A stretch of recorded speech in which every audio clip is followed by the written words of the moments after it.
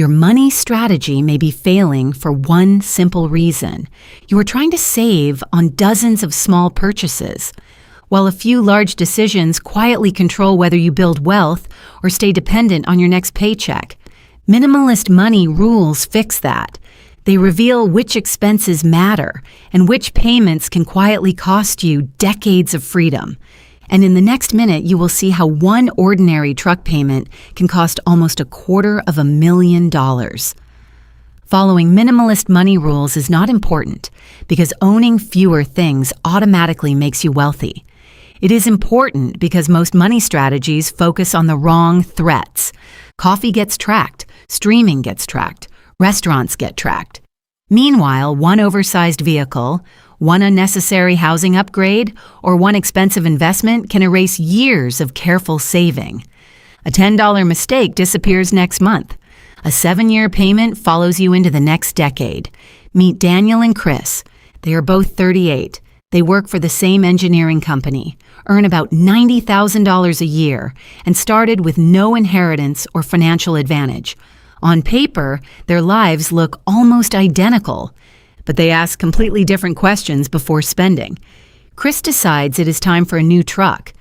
At the dealership, he focuses on one number, the monthly payment. The dealer offers him a 7-year loan for about $800 a month. It fits inside his budget, so Chris signs. Daniel looks at the same decision differently. Instead of asking whether he can handle the payment today, he asks what that payment will cost him over time.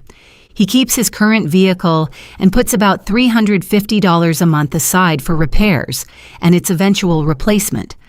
That leaves a difference of roughly $450 every month. That sounds small, until time gets involved. Invested for 20 years at an assumed 7% return, that difference could grow to nearly $250,000. One ordinary decision, almost $250,000.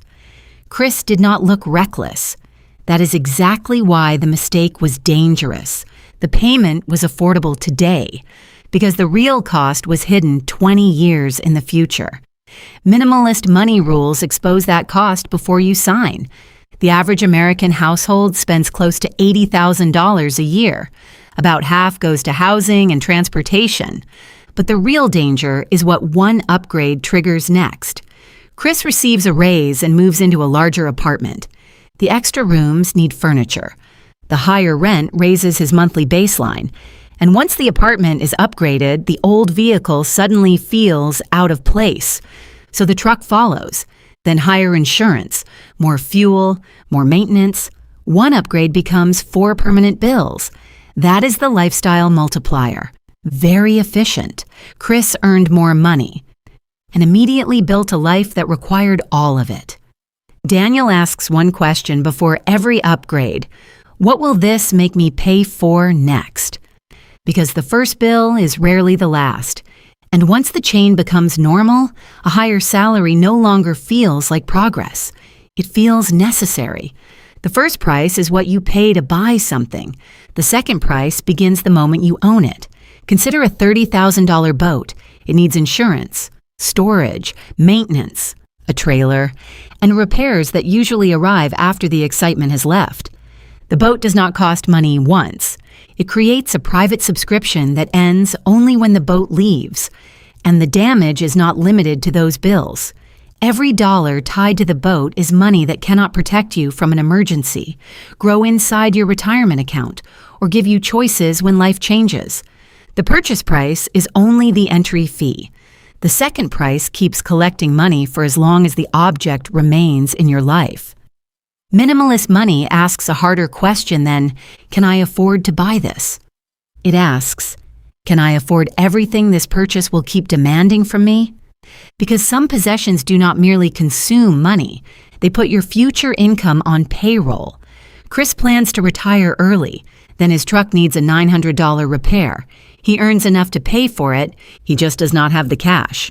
The mortgage is due, the truck payment is due, insurance is due. So the repair goes on a credit card. The truck payment continues. The repair starts charging interest. And next month's paycheck is already paying for a problem that happened last month. This is what happens when income looks strong but financial margin is weak. Daniel follows a different rule. The gap comes first. The gap between income and lifestyle is where every financial goal begins. Without it, early retirement is not a plan. It is a sentence written on a spreadsheet. Daniel keeps emergency cash for exactly this reason. That money looks unproductive until something breaks. Then it becomes the difference between a bad week and years of interest. Roughly 4 in 10 adults could not cover a $400 emergency entirely with cash or its equivalent. Chris is not poor. He is simply overcommitted. An overcommitment can turn an ordinary repair into debt. You cannot invest for tomorrow while borrowing to survive today. But spending is only half the danger. Financial complexity can drain money even when you buy nothing. Chris has 7 credit cards, 4 investing apps, and investments he barely understands. Daniel has 1 checking account, 1 emergency fund, and 1 retirement system. Every account and investment must justify its existence because complexity creates more than confusion. It creates fees, missed payments, duplicated investments, and risks you may not recognize until the market turns against you. The next loss does not come with a new truck in the driveway. It comes from a percentage so small that most people barely notice it, until 20 years have passed. The most dangerous financial losses do not always look dangerous. Sometimes they look sophisticated.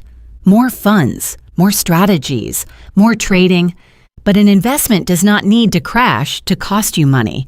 On a $100,000 portfolio, 1 extra percentage point in annual fees can quietly remove nearly $30,000 over 20 years.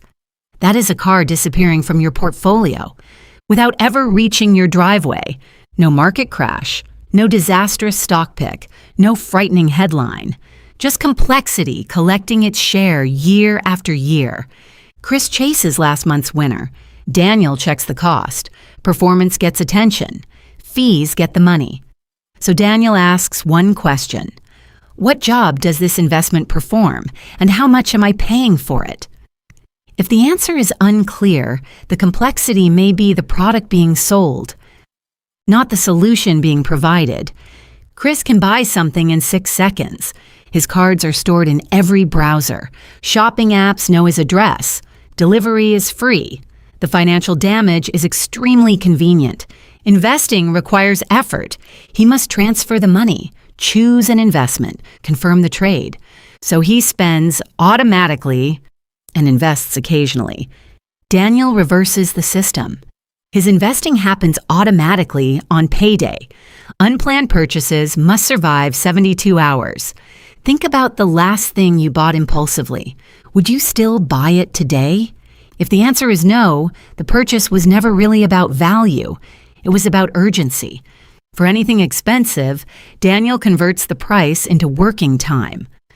A $1,000 purchase stops looking like a number.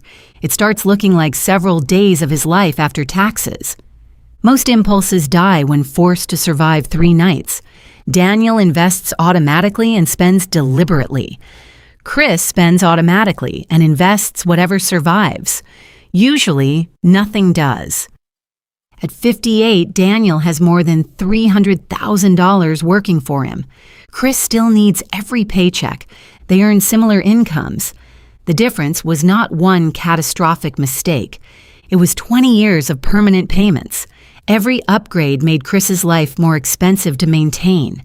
Daniel kept about $600 more each month and invested it at an assumed 7% return. But the portfolio is only part of what he built. One Friday, their company announces layoffs. Chris immediately calculates how many weeks he can survive. The mortgage, the truck, the subscriptions, the bills that continue even when the salary stops. Daniel calculates something different. How long he wants to wait before accepting another job. That is the difference between possession and wealth. Daniel can reject work that is destroying his health, take care of his family without immediately borrowing, or retire earlier without replacing his entire salary. Chris accumulated objects. Daniel accumulated options. One spent 20 years increasing the income his life required. The other spent 20 years reducing it. The result is not merely $300,000. It is the ability to say no when everyone else has to say yes. Most people never decide what enough looks like. So every raise moves the finish line. The larger home becomes normal. The newer vehicle becomes expected. And the higher salary becomes necessary. Financial freedom remains permanently one more promotion away. Define enough before your next raise arrives. Then identify the permanent monthly payment giving you the least value. Remove it. Automate the difference before your lifestyle takes it back. Minimalism is not about owning less. It is about owning your time before your possessions own it.